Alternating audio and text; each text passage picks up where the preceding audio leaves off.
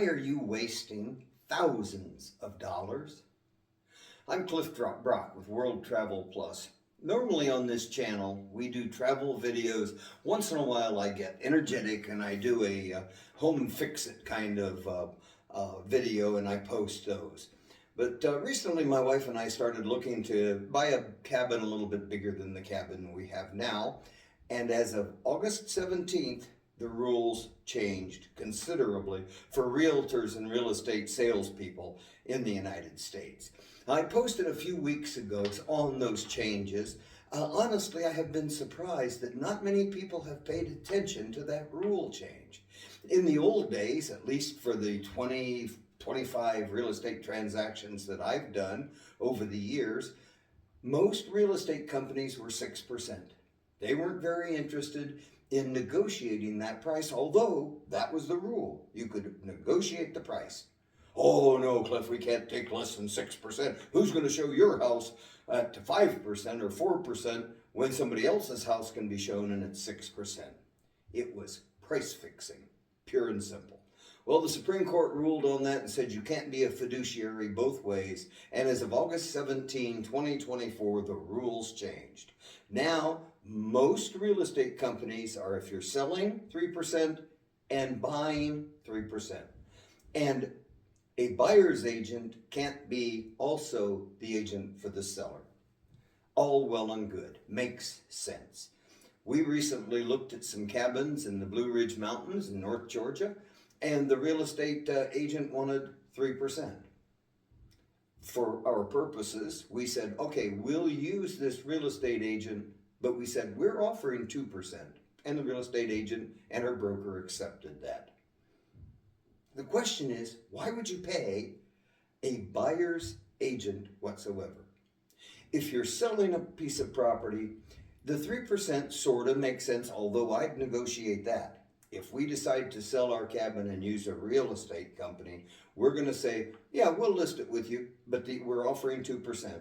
If they say no, we say, fine, we'll shop around. It's really a buyer's market in that even if you're selling your home, you're buying that real estate company's service.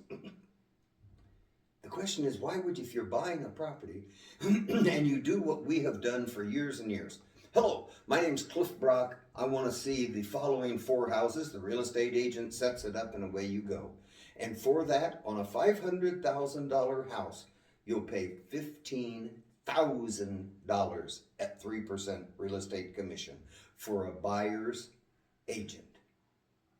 Why? Why would I not pick up the phone? But before I pick up the phone, why would I not sit down at my computer and go to Realtor.com, Redfin.com, or Zillow.com, put in what I want. I want a 3-bedroom house with 2 bathrooms, 2-car garage on 2 acres and not to be more than N dollars. And have it show me all the houses in the area, no matter where it is, that have houses that fit my characteristics.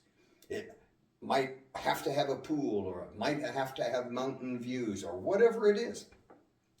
Those sites let you choose all of that. Wow, look, we found the one. This one is really pretty mid. Let's take a look at that one. Okay, you want to go see it? Now, pick up the phone and call the listing agent. That is critical, because the listing agent has signed an agreement with the seller that the listing agent will sell that seller's home. Not that he will represent me as a buyer if I go and look at it.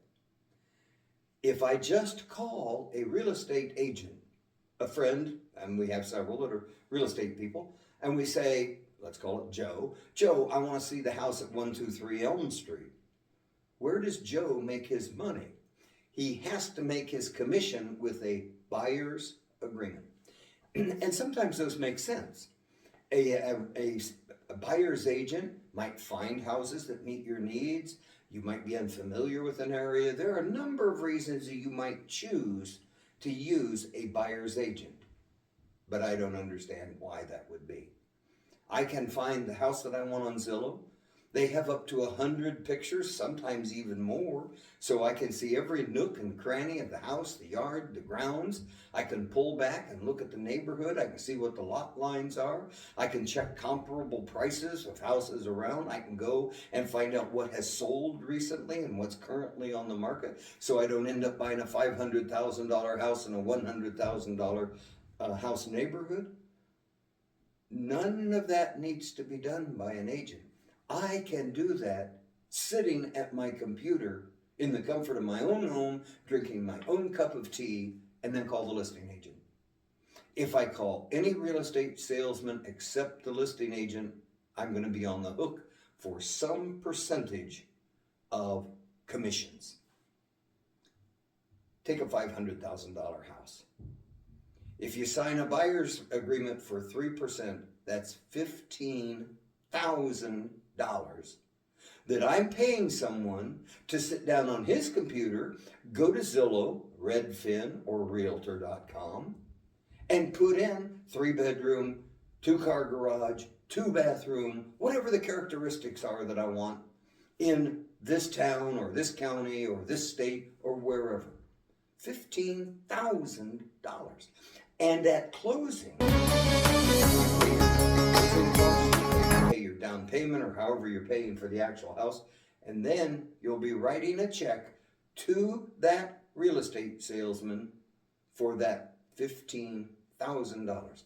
And my question is, why would I do that? It makes no sense. If you're the first time you've ever shopped for real estate, hey, you're not on the hook until you sign an agreement. Give the sites a try. Call a listing agent or two. Go look at the house. You're not out anything except the time that you spend going and looking at the house. You haven't committed to spending $1. Now the listing agent, one of the first questions they'll ask you is, do you have a buyer's agent? Just tell them no. I'm my own buyer's agent. Give it a try if you're selling something. You might be really surprised at how easy it is. We go to the store every week and buy eggs or milk or bread or hamburger or something. It's exactly the same. When you're buying real estate, it's just a bigger purchase. Now, I grant you, it's today hundreds of thousands of dollars more. If you're really frightened, go and find the one you want. Don't make the offer. Call your attorney. Sally, I'm looking at this house. I want to buy it. Will you negotiate the sale for me? And an attorney, I don't know. I haven't used an attorney this way ever that I can remember. But that attorney might charge you $500 or $1,000. Would you rather pay $1,000 to buy a house or $15,000 to buy a house? Call your attorney before you start shopping. Sally, what would you charge me? I'm going to be my own buyer's agent. And what would you charge me to write the agreement and go over it once I decide what I want to do? You're not out anything. You're not in danger. You don't have to worry that you're going to do something that will cost you money or get you sued or anything else. All you have to do is sit down at your computer, look at Zillow, Redfin, or Realtor.com. There may be others. Those are the ones I use. And find what you want. Call the listing agent. You still haven't obligated yourself. And then if you find the one you really want, call your attorney. Sally, I found this house. Will you write the agreement for me? Give it a try. Don't throw away $15,000. Well, that's my take on it. It's worth what you paid for it, which is nothing. I'm Cliff Brock with World Travel Plus. Log on, Wayfarer, I never can remember. Wayfarer Path. Log on to Wayfarer Path. Be sure to subscribe. We're trying to build readership, viewership like everybody else. Give it a try and see if you can't put $15,000 into your pocket.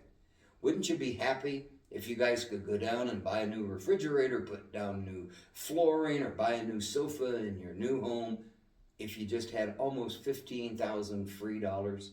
I think you will. Log on again, check us out, see what we're doing, and by all means, have fun with your real estate shopping.